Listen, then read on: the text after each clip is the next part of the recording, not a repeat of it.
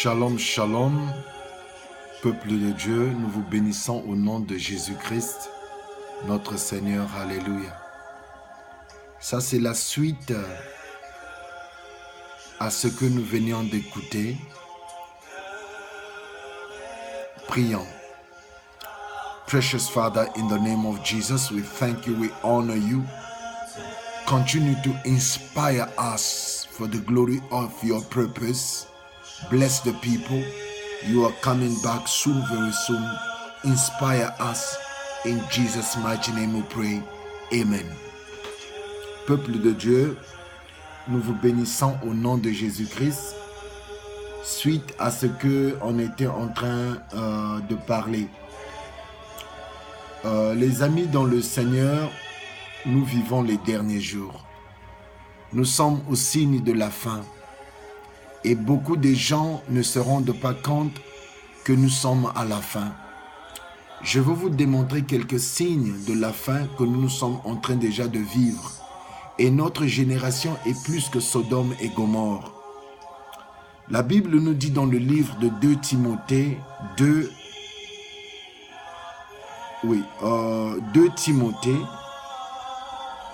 Timothée au chapitre 3.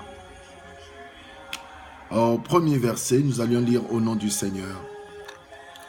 Sachez que dans les derniers jours, il y aura des temps difficiles, car les hommes seront égoïstes, amis d'argent, fanfarons, hautains, blasphémateurs, rebelles à leurs parents,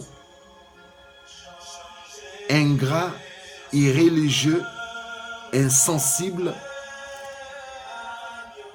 déloyaux, calomniateurs, alléluia, intempérants, cruels, ennemis des gens de bien, oh alléluia, traîtres, emportés, enflammés d'orgueil, aimant le plaisir plus que Dieu, c'est ça. Ce que nous sommes en train de voir aujourd'hui, c'est exactement ce que nous voyons maintenant là. Les gens ont compromis la foi. Les gens n'ont plus l'image de la piété. Les gens sont fous. Ils sont prêts à sacrifier leurs femmes, à sacrifier leurs maris, à sacrifier leurs enfants, à sacrifier leur père et leur mère. Il y avait une fille au Congo-Brazzaville. Cette fille-là, elle est rentrée dans un mariage avec un homme qui était plus âgé qu'elle. Cette jeune demoiselle avait l'âge de 22 à 29. Alors cette jeune sœur, elle est tombée amoureuse d'un vieux loup. Le papa là, pratiquement, était dans les 68. Ils sont sortis avec le papa là. Le papa là avait une femme dans la maison. Il a acheté une RAV4 à la jeune sœur. La sœur, elle était contente, on l'a payé une maison à côté. Et finalement, la femme de la maison du monsieur a dit, mais écoutez, pourquoi garder cette jeune sœur là-bas comme deuxième femme, elle peut venir dans la maison. Et le monsieur est allé parler à sa deuxième femme, écoute, tu peux venir à la maison. Et puis la femme a approché la jeune fille et dit, non, viens rentrer dans la maison pour qu'on soit à deux. Et finalement, la petite jeune dame est venue rentrer chez elle avec le mari, ils étaient au foyer d'eux. Et finalement, la dame, 2 semaines après, a dit, mais elle doit aussi faire ce que moi je fais dans cette maison. Et la jeune fille, la jeune femme a dit, oui, c'est pas grave, je ferai ce que tu fais dans cette maison. Or, le monsieur avait un corps dans une autre chambre. Le corps là, fallait l'habiller, fallait le nettoyer chaque matin, le mettre des vêtements à la veille, les vêtements que le monsieur va porter.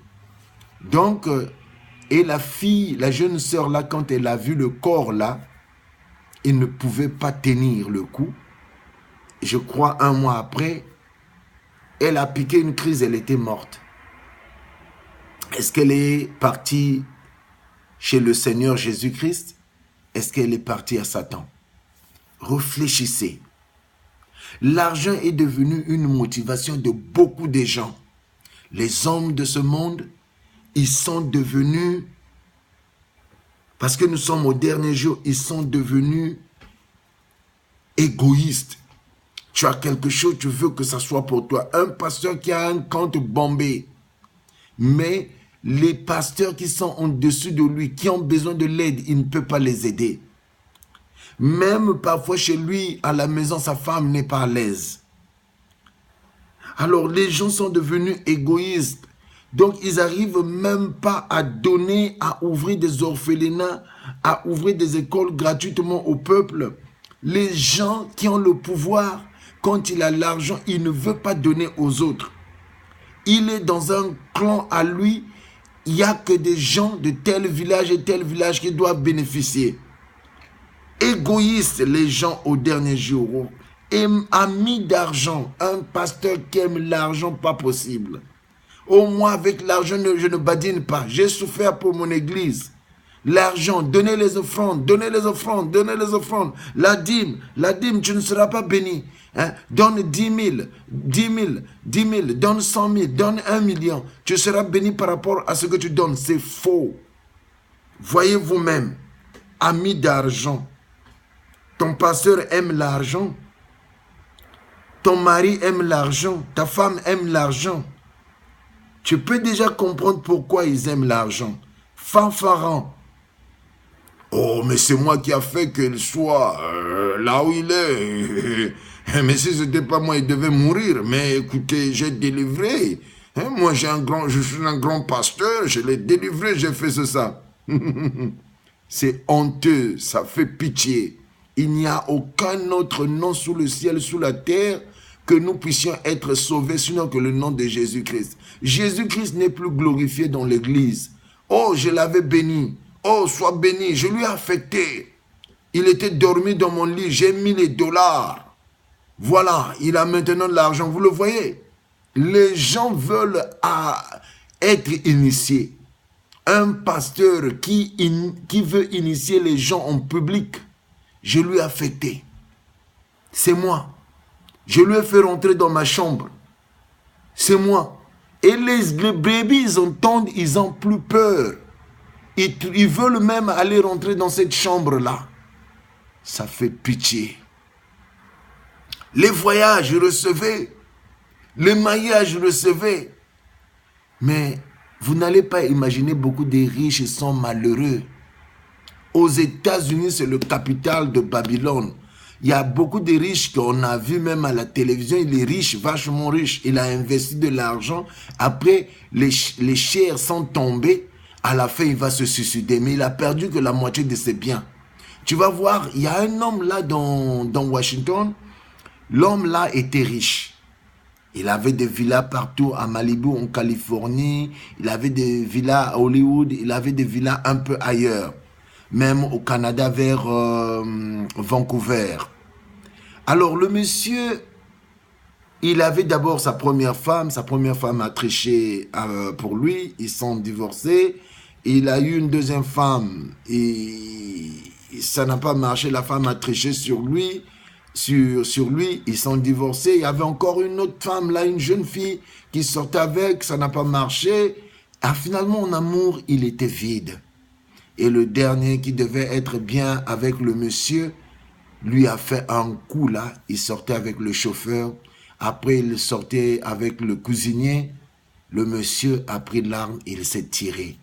Quand on a vérifié dans son compte était blindé. C'était un milliardaire. Mais quand on a fait les investigations, la femme, elle couchait avec un homme. Pendant 5 ans, le monsieur était au courant, il ne voulait pas tuer la femme, il s'est suicidé. Les gens, les hommes qui ont l'argent, la majorité, ils n'ont pas la paix. Toi, tu regardes que le dehors, mais tu ne sais pas comment lui, il vit. Il est président, il souffre. En amour, il n'est pas heureux. La femme qu'il a, ils sont seulement là pour la bonne forme. L'homme qu'il a, ils sont là seulement pour la bonne forme. Je connais une femme là qui cherchait à se marier. Elle était grosse aux États-Unis. Elle a beaucoup d'argent. Elle est d'origine ghanéenne. Jusqu'à nos jours, elle cherche un homme pour marier, mais elle n'a jamais eu un homme. Parce que la femme, physiquement, elle n'est pas attractive. Et physiquement, les hommes ne s'intéressent pas. Malgré l'argent qu'elle a, il y a pas mal de Nigériens qui se sont mariés avec elle au moins 2 fois. Ils ont fui à la fin. Donc, dans la vie, la paix, c'est en Jésus-Christ. Beaucoup de gens souffrent. Dans leur cœur, ils souffrent. Mais qui peut te sauver? Qui peut te régénérer? Qui peut te donner la joie? C'est Jésus-Christ. Les gens sont fanfarons. Nous vivons les derniers jours. Les gens sont devenus ingrats. Tu lui aides. Il te répond. Il te répond par monnaie de singe. Blasphémateur, c'est moi qui ai fait ceci, cela. Si ce n'était pas moi, où il serait? C'est moi qui lui a délivré. Crète, on a vu des pasteurs qui sont allés parler au gouvernement de leurs amis. Des pasteurs qui sont devenus CIA. Des pasteurs qui sont devenus de l'agent de la sécurité. C'est ça les pasteurs. Au dernier jour que nous vivons, ils aiment le plaisir de ce monde et non Dieu. Tu les vois, ils aiment mater les gens aussi.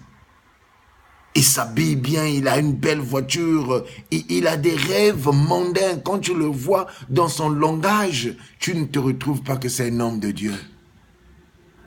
Il n'est pas humble. Fuyez-les. Orgueilleux, hautain. Ah, que Dieu nous pardonne. Repentez-vous. Repentez-vous. Tu ne peux pas être à la fois chaud et froid. Dieu va te vomir. Nous vivons les derniers jours. Nous avions déjà dépassé Sodome et Gomorrhe. Aux États-Unis, le mariage des homosexuels. Obama est passé président. Et quand il est passé président, dans son deuxième mandat, ce qu'il a fait, c'est un dégât. Il a fait un jeu là avec une femme là qui est lesbienne. Et cette femme, on l'a placée étant juge suprême. Cette femme-là a voté la loi pour que les lesbiennes se marient entre eux, les gays se marient entre eux, les homosexuels. Maintenant, c'est partout. Mes amis, ne soyons pas charnels. Jésus-Christ revient bientôt. Le diable est en train de travailler à vive allure pour faire hériter beaucoup de gens l'enfer. Regarde ta maison, tes enfants, ta femme, l'habillement que tes enfants portent là. C'est le satanisme. Halloween, c'était le jour aux États-Unis où on avait tué les sorciers qui terrassaient des villes aux États-Unis. Mais aujourd'hui, on est en train de célébrer Halloween. Saint Patrick's Day.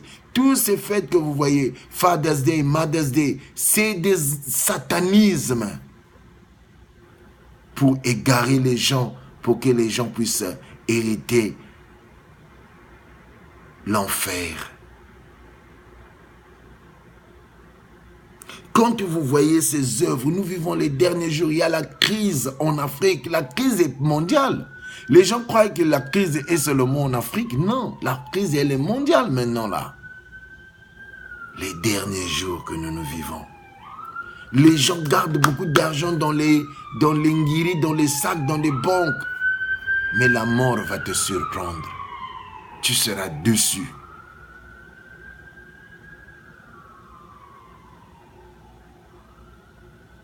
Crains Dieu. Dieu t'aime. Si tu n'as pas encore prié cette prière, tu vas prier après moi. Seigneur Jésus, je viens à toi. Bénis-moi, sauve-moi, rentre dans mon cœur. Fais de moi un homme intègre. Bénis-moi, je vais hériter ton royaume de Dieu. Car tu reviens bientôt, dans le nom puissant de Jésus-Christ. Ciao, le pasteur Patrick.